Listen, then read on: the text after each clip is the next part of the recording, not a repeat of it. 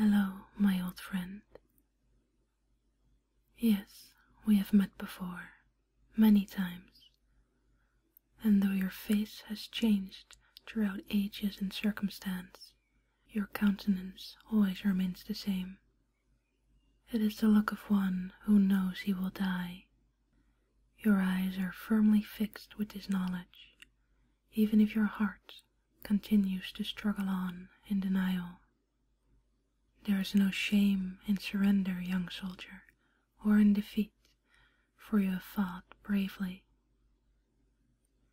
But you must know, I have not come to offer you aid.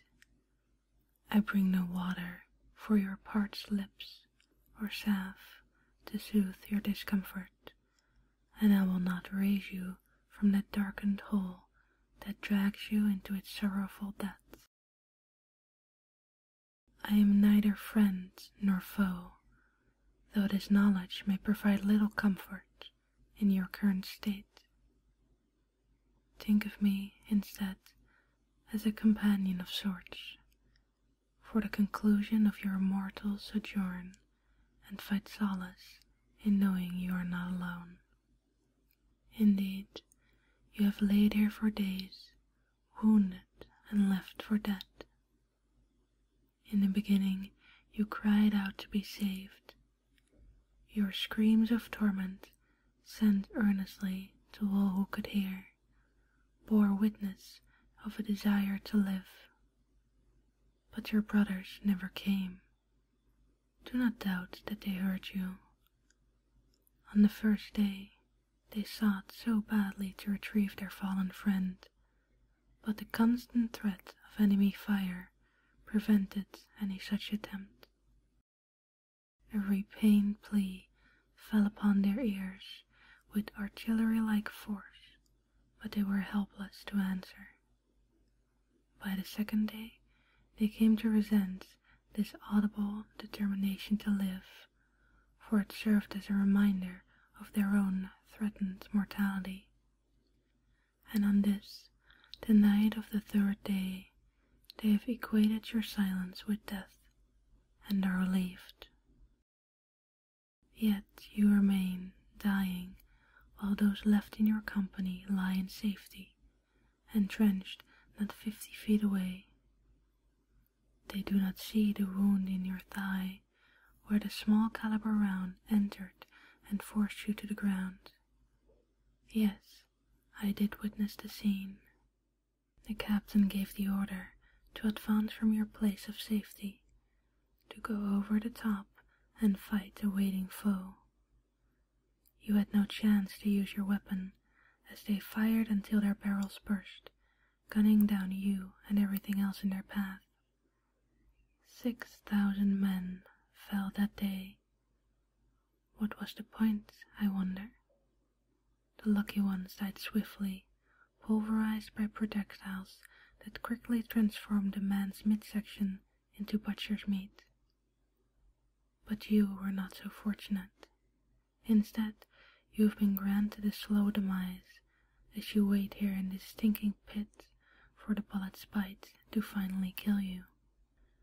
The wound has festered now, as you can clearly see. The bullet ripped through your stained clothing, driving pieces of filth and excrement into your youthful frame with undignified ferocity. This entrance has since swelled, making it gape, and is now coated in a jellified gore. The infection has slowly spread throughout your leg, causing it to bloat and distend most extraordinarily.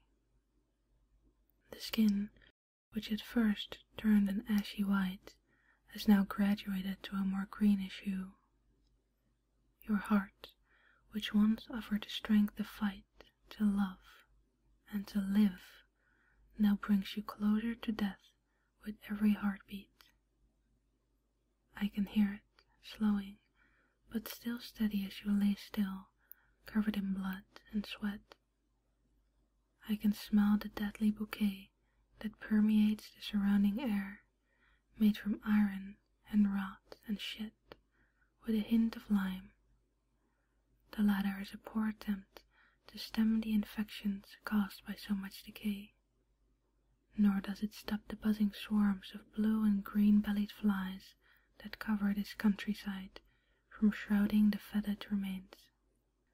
I take no pleasure in such suffering, but I do admit the blood does call to me, as long as I live in bondage, called to serve the endless night. For centuries I roamed these lands, with no hope of salvation, for I have been cursed to forever consume and destroy. Though death envelops my path, it will always deny me its cold embrace. I gaze in envy to know you will feel it very soon. So tell me, before you leave this realm, what did you hope to find here, so far from home? Did they assure you swift victory? Did you enlist with an ever-growing curiosity and courage in the face of an absent enemy? I would wager they promise you a hero's return, that revering woman would welcome you home. Is this not the dream of youthful conscripts? Now you know the truth. You have seen what happens to heroes. They end up here, abandoned by their brothers as soon as they are out of reach. When the wounded ones cease to seek the aid of men, as you have, they beseech their God for deliverance. When they realize their prayers are in vain, and delirious with pain, they call out for their mothers to comfort them. Then they die alone, in agony. They sink into the earth, and are slowly consumed by its embrace. Surely, the only victor of this conflict will be the soil, enriched by the bodies of these champions. Just a few short years ago, before the machinations of war tore this land apart, its life-giving crops were growing in abundance. This earth gave livelihood to those who tilled it, and life to those who consumed its harvests. Now, all that is able to grow is this pervasive red weed. But one day it will return to a land of plenty. This world will yet survive the blight of men. In the meantime, it is your army generals who have declared a new value here, one that favors not the cultivation of life, but that of victory through strategy. They know the ridge to the north offers significant advantage, and the convergence of roads here will aid in gaining control of the surrounding terrain.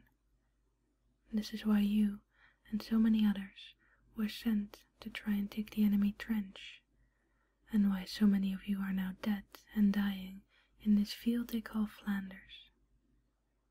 But it seems trite to discuss strategy now, doesn't it?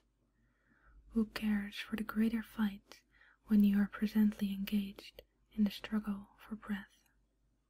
Be honest, I pray thee. How have you fared thus far in this land of black rain and rotting tree stumps, where every night a symphony of beast-like screams grows to a crescendo that continually pierces the sky? You, and many others, have come to secure a domain that has already been claimed by the dead, and those creatures who would feast upon misfortune. It is those filthy rats who have become legion that even now descend upon those living who remain. They seek to sate themselves from the flesh of the wounded and fallen. You have seen this for yourself, that it is the eyes and soft tissues that they find most satisfying. And yet they will continue to burrow deep in one's torso and devour a path through the chest, until, fully gorged, they emerge from the grimacing face of the poor soul. Such are the inhabitants of this place. Such is the gluttony of war. Indeed, you knew of none of these horrors when first you arrived, but soon days turned into months, months turned into years, and you became well acquainted with misery. You fought those rats more than enemy combatants, did you not? You have lived in a cesspool of mud and urine which has transformed you into a statue of clay. After standing for days in such filth, your feet would go numb, turn red, then some parts even green. Did you not lose 2 or 3 toes to such conditions mere weeks ago? They amputated and sent you back to fight.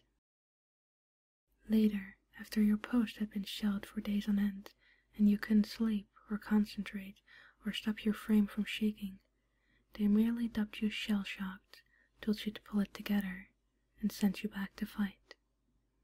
You always came back, of course.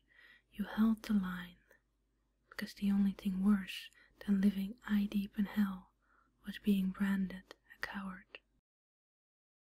You are no coward, but tell me, is it true what they say? Is it beautiful and sweet to die for your country? Confess your doubts, and I will absolve you. Then death will forever free you of fear and affliction. This is a peace found nowhere on this earth. This is my gift to you. Or would you rather continue on in this anguished shell of blood and bone? No, it is better to stay with the dead